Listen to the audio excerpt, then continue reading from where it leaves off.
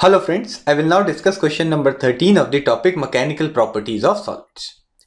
What is the density of water at a depth where pressure is 80 atm? तो हमें density निकालनी है water की एक गिवन डेप्थ के ऊपर और हमें पता है डेप्थ के साथ प्रेशर वाटर का बढ़ता जाता है। ये कॉन्सेप्ट काफी डिटेल में मैकेनिकल प्रॉपर्टीज ऑफ फ्लूइड्स में डिस्कस किया हुआ है। तो यहाँ पे हमें फाइनल वाटर का प्रेशर दिया हुआ है 80 atmosphere. Given that its density at the surface is 1.03 into 10 to the power 3 kg per meter cube. तो वाटर की डेंसिटी दी हुई है सरफेस पे 1.03 into 10 to the power 3. Use bulk modulus of water is equal to 2.2 into 10 to the power 9 pascal. तो हमें यहाँ पे analysis करना है। हमें मालूम है कि जैसे जैसे डेप्थ के अंदर हम जाते हैं तो पानी के ऊपर प्रेशर बढ़ता जाता है और इसकी वजह से वाटर की डेंसिटी पे क्या असर पड़ेगा ये हमें सॉल्व करना है। तो यहाँ पे हम एनालिसिस करने के लिए एक बार सरफेस का प्रेशर देख लेते हैं which is equal to 1 atm। तो प्रेशर जो इंक्रीज हुआ है उसकी वैल्यू है final pressure minus initial pressure. तो 79 atm आएगा, 80 माइनस 1 इज 79 और उसको हम स्टैंडर्ड यूनिट्स में लिखेंगे। 1 atm is equal to 1.013 into 10 to the power 5 pascal. तो यहाँ पे हमने 79 atm को इस नंबर से मल्टीप्लाई किया है ताकि हमारे पास एक्सेस प्रेशर पास्कल में आ जाए। अब हम सरफेस पे वाटर का एक सैंपल डिस्कस करेंगे। Let the mass of that sample be m and volume be v। तो उस सैंपल की डेंसिटी हो जाएगी m अपॉन v। डेंसिटी जो होती है it is mass per unit volume sorry. तो अब डेप्थ पे क्या होगा कि हम एक सिमिलर सैंपल देखेंगे जिसका मास हम सेम रखेंगे लेकिन उसकी वॉल्यूम v डैश हो गई होगी। रीजन क्या है? क्योंकि डेप्थ पे प्रेशर ज्यादा है तो सेम मास के सैंपल की वॉल्यूम कम हो जाएगी। तो नई डेंसिटी रो डैश आ जाएगी m अपॉन v डैश। तो हमें इन दोनों डेंसिटीज के बीच में रिलेशन निकालना है क्योंकि डेंसिटी एट सरफेस हमें दी हुई है और density at depth rho dash हमें निकालनी है। तो मैं इन दोनों इक्वेशंस को डिवाइड कर दूंगा। यहाँ पे मैंने डायग्राम बना के दिखाया है। सैंपल के ऊपर चारों तरफ से प्रेशर लग रहा है। फ्लूइड जो है हर डायरेक्शन में प्रेशर एक्सर्ट करता है। तो फ्लूइड के अंदर उसी फ्लूइड का मैंने एक छोटा सा सैंपल डिस्कस किया हुआ है। तो आसपास के पार्टिकल्स जो हैं उस सैंपल को कंप्रेस कर रहे हैं। तो ये जो डार्क लाइन है ये ओरिजिनल सैंपल था और कंप्रेशन की वजह से ये जो डॉटेड लाइन है ये उसी सैंपल की फाइनल वॉल्यूम है।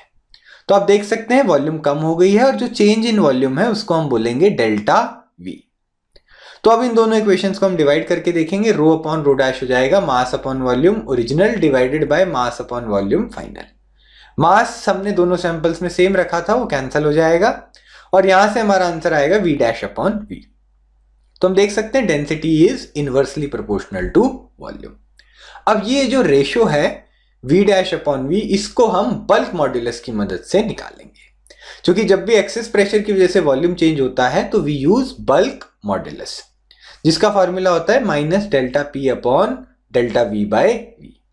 वॉल्यूम स्ट्रेन जो होता है वो एक्सेस प्रेशर की वजह से नेगेटिव आता है। रीजन एक्सेस प्रेशर होने की वजह से वॉल्यूम कम हो जाती है। तो डेल्टा वी जो है final volume minus initial volume वो नेगेटिव आएगा। क्योंकि बल्क मॉड्यूलस एक पॉजिटिव नंबर है तो इस नेगेटिव को कंपनसेट करने के लिए फॉर्मूला में हम एक माइनस का साइन रखते हैं। तो यहां से हम डेल्टा वी बाय वी निकाल लेंगे, इसको दूसरी तरफ ले जाएंगे, बल्क मॉड्यूलस नीचे आ जाएगा माइनस डेल्टा पी बाय के। तो यहाँ पे वैल्यू सब्स्टिट्यूट कर सकते हैं। एक्सेस प्रेशर डेल्टा पी हमने निकाला था 79 into 1.013 into 10 to the power 5 और के बल्क मॉड्यूलस की वैल्यू है 2.2 इंटू 10 टू द पावर 9।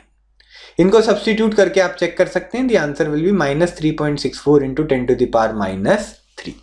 तो यहां पे हमारे पास डेल्टा v बाय v आ गया है।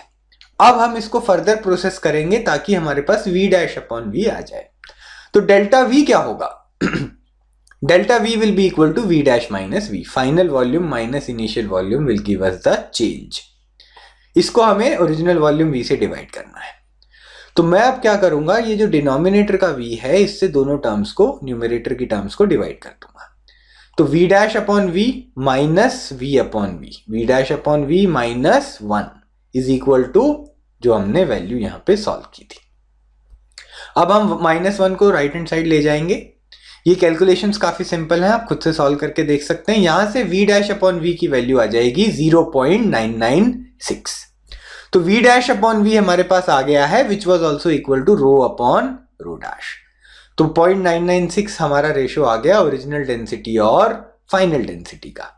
यहां से फाइनल डेंसिटी निकाल लेंगे, rho dash will be equal to rho upon 0.996। मैं रो डैश को ऊपर ले गया हूं और 0.996 को मैंने नीचे लिखा है। तो यहां से रो जो है डेंसिटी एट द सरफेस थी, उसकी वैल्यू हमें मालूम है 1.0103 into 10 to the power 3। Value substitute करेंगे जिससे हमारा आंसर आ जाएगा 1.034 into 10 to the power 3 kg पर मीटर क्यूब।